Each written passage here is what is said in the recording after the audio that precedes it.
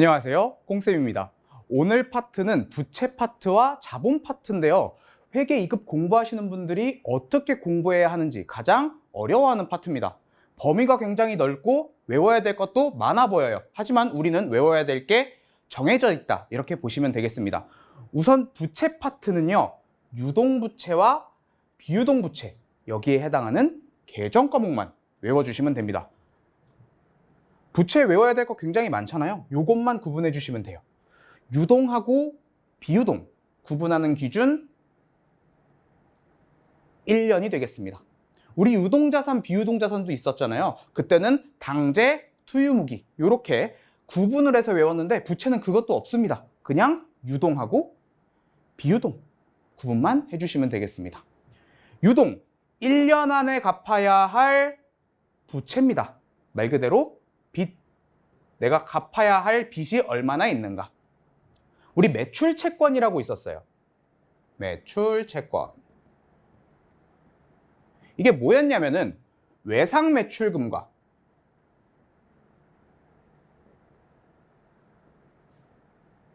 그리고 받으러움의 합이었다, 이렇게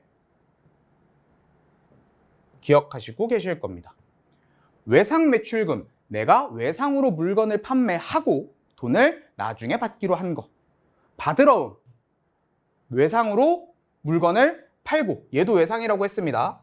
하지만 은행이라는 기관을 껴서 우리가 조금 더 신용도를 높였다. 어음이라는 거는 결론적으로 외상이다라고 말씀을 계속 드렸습니다.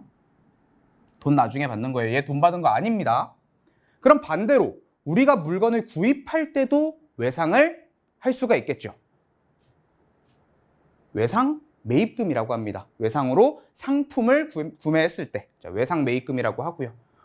우리도 어음을 지급할 수 있겠죠.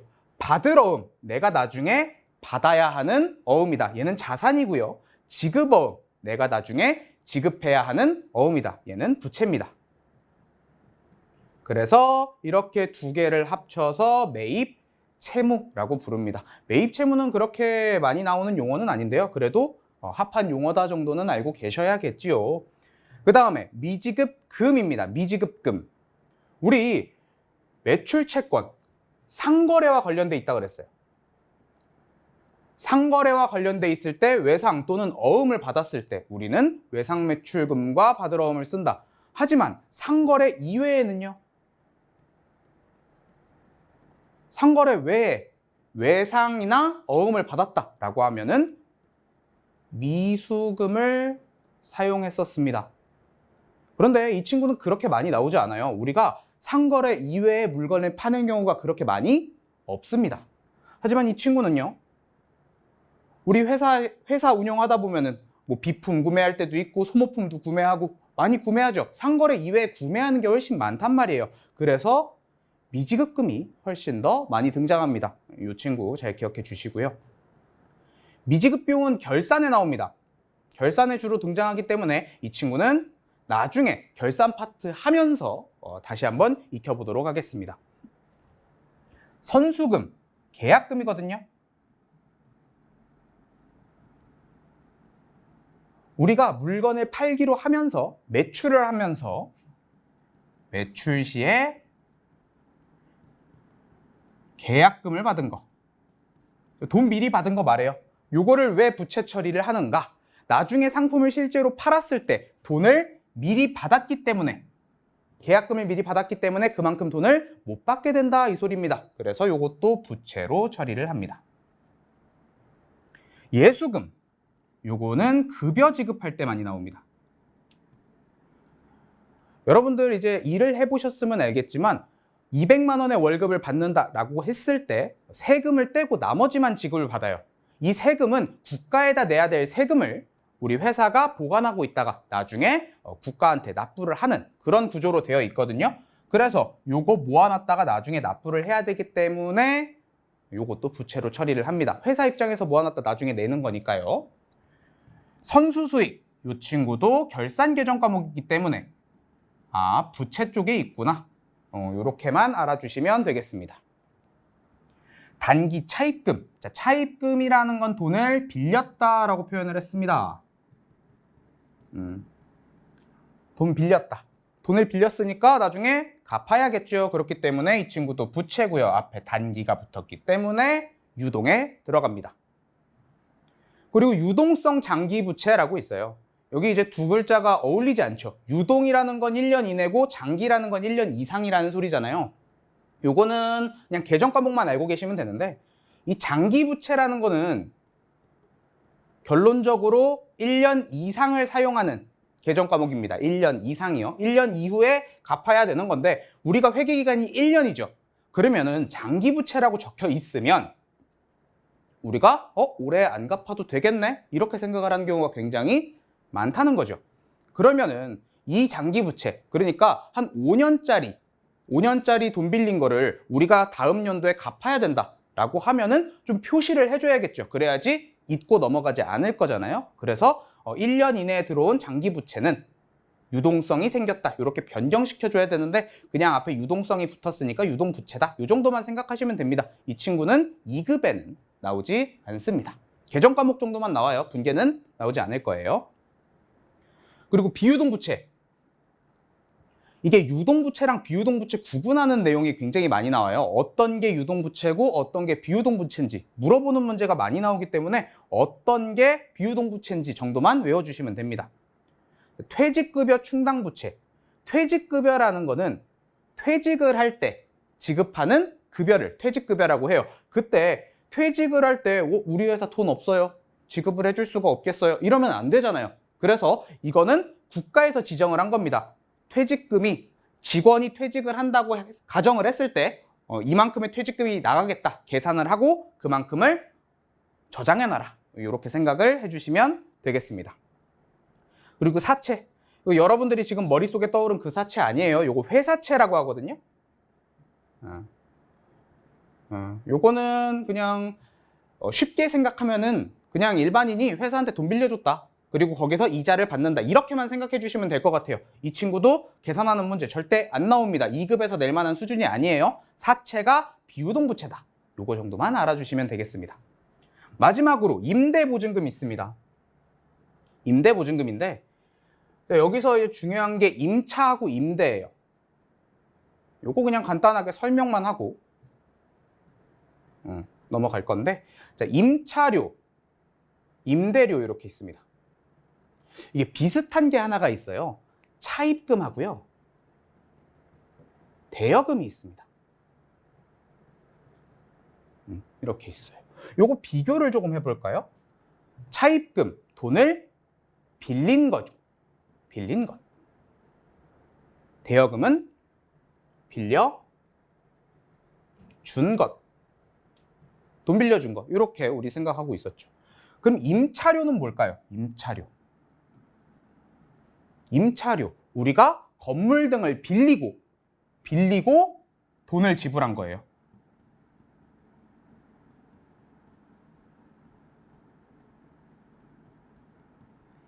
우리 그냥 간단하게 생각해서 월세라고 생각하면 편해요. 월세.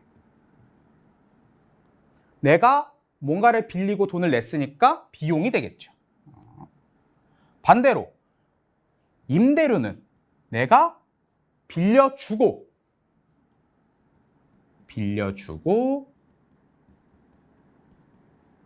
돈을 받은 거죠. 그러니까 이거는 내가 집주인이라고 생각하면 편하실 것 같아요. 건물을 빌려주고 거기에 대한 월세를 받는다. 그런데 우리가 건물 빌릴 때 또는 물건을 빌릴 때 그냥 비용만 나오는 게 아니에요. 우리 보증금이라는 것도 냅니다. 보증금. 자, 건물을 빌리면서 보증금을 냈다. 월세라는 거는 한번 지불하면은 더 이상 나한테 돌아오지 않는 비용입니다. 하지만 이 보증금이라는 거는 나중에 돌려받을 수 있는 거죠. 내가 잠깐 맡겨놓은 거예요. 맡겨놨다가 내가 이 건물을 더 이상 빌리지 않을 때 돌려받을 수 있는, 나중에 내 물건이 되는 내 돈이란 말이에요. 그래서 얘는 자산으로 처리합니다. 구분 조금만 더 해볼까요? 보증금이라는 거는 내 의지와 상관없이 맡겨져 있는 거죠. 요거를 빼면은 나는 이 건물을 더 이상 쓸 수 없기 때문에 내 의지와 관계없이 맡겨져 있는 거. 그렇기 때문에 기타 비유동 자산이 됩니다. 목적이 없어요. 유형자산, 무형자산, 투자자산, 재고자산처럼 목적이 없기 때문에 기타 비유동 자산에 들어간다. 자, 그럼 여기 말한 임대보증금은 뭘까요? 내가 건물을 빌려준다면 나도 보증금을 받을 수 있겠죠. 자, 임대를 하면서 건물을 임대를 하면서 보증금을 받아놓은 거예요. 그러면 이 보증금은 내 돈일까요? 아니죠. 나중에 돌려줘야 되는, 나중에 줘야 하는 돈이란 말이에요. 그래서 얘는 부채로 처리를 합니다. 언제까지? 저 친구가 건물을 더 이상 안 쓴다라고 할 때까지요. 그렇기 때문에 1년 이상 보관하겠죠. 그래서 비유동 부채 쪽에 들어간다, 이렇게 생각을 해주시면 될 것 같아요. 그래서 진짜 이게 답니다. 부채 파트 다른 책에 보면은 굉장히 범위가 넓을 거예요. 이런 말도 있고 저런 말도 있고. 그런데 시험 문제에 나올 거는 비교하는 정도밖에 나오지 않습니다. 조금 더 들어가 봐야 뭐 개정 과목에 대해서 전기를 한다 정도 나오는데, 그런 거는 문제 조금 풀어보시면서 연습만 하시면 돼요. 잘 나오는 거 위주로 공부를 해야죠. 퇴직연금 제도도 지금 써놓긴 했지만 요거 내용 잘 모르셔도 됩니다. 그냥 이 정도가 있구나. 이것도 극히 드물게 나옵니다. 안 나올 가능성이 훨씬 높아요. 그래서 퇴직급여 종류가 이 정도가 있구나, 알아주시면 되고요. 그냥 설명만 해드릴게요. 여러분들이 이제 나중에 취업을 하시면은 퇴직급여 종류가 크게 3가지가 있습니다. 근데 선택하는 건 거의 이제 확정급여형하고 확정기여형, 이렇게 2가지가 있는데요. 이것만 알아주시면 돼요. 확정급여형은요, 퇴직할 때 일정하게 정해진 금액, 내가 1년을 다녔으면은 그때 나오는 퇴직금이 정해져 있고, 2년, 3년, 4년을 다녀도 끝났을 때 그 연차에 따라서 퇴직금이 정해진 금액으로 지급되는 거를 이제 확정급여형이라고 생각을 해주시면 되고요. 확정기여형은요, 내가 운용을 하는 거예요. 퇴직금을 운영을 해서 수익이 날 수도 있고 손해가 날 수도 있어요. 하지만 그거를 근로자가 책임을 지는 제도예요. 내가 더 좋은 곳에 투자하고 싶다 그래가지고 수익이 났다, 오로지 본인의 책임. 수익이 안 났다, 그것도 근로자 책임. 그래서 확정기여형은요, 그냥 초반에 회사가 퇴직금을 지원해 준다라고 생각을 하면 되고, 확정급여형은 운용까지 해준다라고 생각을 해주시면 될 것 같아요. 그래서 펀드 같은 거 잘 모르시면은 확정급여형으로 하시는 게 더 좋습니다. 요거는 그냥 팁 드린 거예요. 요건 시험 문제에 나오지 않을 겁니다. 그리고 자본입니다. 2급에서 가장 쓸모없는 내용입니다. 왜냐하면요, 2급은 개인 기업이에요. 여러분들이 이제 회계 구분을 보시면은 개인 사업자, 일반 사업자 또는 법인 사업자 이렇게 크게 나누거든요. 간이도 있지만 그거는 크게 상관없고요. 이 개인과 법인의 차이는요, 자본을 이런 식으로 구분을 할 필요가 없는 거예요. 여러분들 자본 파트 보면은 자본금, 자본잉여금, 자본조정, 기타 포괄손익 누계, 그리고 이익잉여금, 이런 파트로 꼭 나눠져 있어요. 자본 파트가 이렇게 나눠져 있는데요. 이거는 여러분들이 주식을 운용했을 때, 회사에서 주식을 운용했을 때 그거를 얼마나 비싸게 팔았는가, 주식을 소각했을 때 얼마의 이득을 생겼는가, 우리 회사 주식을 우리가 얼마를 보유하고 있고 그거를 처분해서 얼마의 이득이 생겼는가, 이런 건데요. 이런 건 개인 기업에 나오지 않아요. 그런데 회계 2급은요, 무조건 개인 기업입니다. 그럼 이걸 외울 필요가 있을까요? 시험 문제 절대 안 나와요. 그런데 이거를 외우니까 여러분들이 자본에서 내가 뭘 해야 될까? 이렇게 생각을 한단 말이에요. 그럼 우리가 실질적으로 2급에서 외워야 될 건 무엇이냐? 이겁니다. 이것만 외우시면 돼요. 그래서 기초 자본에서 당기 순이익을 더하면 기말 자본이 된다. 이 정도를 알아주시면 돼요. 그리고 용어 정리만 하면 돼요. 나머지는 외울 필요 없습니다. 이거 운용하는 문제가 주로 출제되니까요. 자, 기초 자본. 우리 1월 1일에 여기 파트였었죠. 이게 기초자본입니다.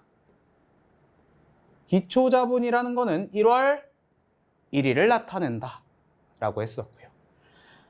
기말자본은요, 12월 31일에 이쪽을 나타낸다 라고 했었습니다. 그래서 기초자본, 영업을 시작할 때 자금을 투자한 금액, 그게 순수한 내 거, 순수이익, 순이익, 순자산이라고 한다고 했죠. 자, 여기서 이제 새로운 용어들이 나와요. 이 두 개 조금 집중해서 보셔야 되는데요. 잘 나오지는 않아요. 하지만 나오게 되면 이해를 못하는 용어여서 꼭 기억을 해주셔야 될 것 같아요. 2급은 개인기업이라고 했어요. 사장님이 있겠죠. 그러면 사장님이 회사를 운영하다가 본인의 사적인 자산을 회사에다 더 투자를 할 수가 있겠죠. 우리 회사 좀 더 운용을 하려고. 그래서 영업 중에 추가로 출자한 금액, 그러니까 막 은행 같은 데서 돈을 빌린 게 아니에요. 차입을 한 게 아니고 사장 본인의 돈을 추가적으로 회사에다 투자했다라고 생각을 하시면 돼요. 그러면 내가 돈을 빌린 게 아니기 때문에 순수하게 순자산만 늘어나겠죠. 그리고 돈이 늘어난다. 그래서 이럴 때는 자본이 늘어나고 자산이 늘어나는 이런 식의 분계가 된다. 근데 분계는 안 나올 거고요. 나중에 요거 기초 자본에다가 뭐 당기순이익 더하고 추가 출자액 더하는 그런 식의 문제가 나올 겁니다. 그러면은 회사에다 돈을 사장님이 투여할 수 있다면, 투입할 수 있다면 반대로 회사 돈을 사장님 개인적으로 쓸 수도 있겠죠. 본인 가게니까요. 인출금이라고 합니다. 영업 중에 이게 굉장히 중요합니다. 개인적인 사유로, 회사와 관계가 없는 거예요. 개인적인 사유라고 외우지 말고요. 회사, 즉 영업활동과 관련이 없다라고 외워주셔야 돼요. 영업활동과 관계가 없다. 이거는 왜 외우셔야 되냐면요. 분계에도 나와요. 회사 사장님이 개인적인 용도로 자동차세를 냈다. 우리가 자동차세를 냈다라고 하면 세금과 공과 등으로 회계 처리를 하는데 지금 앞에 개인적인 사장의 개인 자동차세를 냈다라고 했죠. 영업활동과 관련이 없기 때문에 그럴 때는 인출금으로 회계 처리를 해주셔야 됩니다. 이거는 분계에도 나오기 때문에 꼭 알아주셔야 됩니다. 개인적으로 쓴 것만큼 자본은 감소하겠죠. 그래서 이렇게 나온다. 그리고 당기순이익, 영업기간 중 발생한 순이익의 증가. 우리 당기순이익 구하는 공식 있었죠. 총수익에서 총비용을 빼면 당기순이익이 된다. 이렇게 외웠습니다. 이거 간출인 거였습니다. 매출액, 매출원가, 매출총이익, 그거 표 쭉 한 거를 간결하게 나타낸 거. 요게 요 내용이 되겠고요. 어떻게든 내가 벌어들인 수익에서 쓴 거를 빼면은 순수하게 벌어들인 이익이 나온다라고 해서 당기순이익으로 회계 처리를 했었습니다. 그러면 이건 뭘까요? 지금 우리가 좀 좋게 생각해서 그렇죠. 총수익이 내가 벌어들인 게 100만 원인데 내가 사용한 돈이 200만 원일 수도 있습니다. 항상 흑자가 난다고 생각을 하면 안 돼요. 돈을 더 쓸 수도 있다. 이렇게 가정을 해야겠죠. 그러면 그때는 단기에 이익이 생긴 게 아니고 손실이 생긴 거겠죠. 그럴 때 단기순 손실이라고 하는 겁니다. 그래서 영업기간 중 발생한 순이익이 아니고 손실의 발생이다. 이 정도만 알아주시면 되겠습니다. 용어 정리하고요. 요거 집어넣는 것만 외워주시면 자본은 더 이상 할 게 없다 생각해 주시면 되겠습니다. 진짜 되게 간결하죠. 요게 시험에 써먹을 수 있을까? 의문점이 들죠. 그 의문점 해결하기 위해서 문제풀이 다음 강의에서 풀어드리도록 하겠습니다. 이번 강의는 요거 정리만 간단하게 해주시고요. 다음 강의에서 문제풀이 다시 한번 해보도록 하겠습니다. 그러면 이상 마치겠습니다. 수고하셨습니다.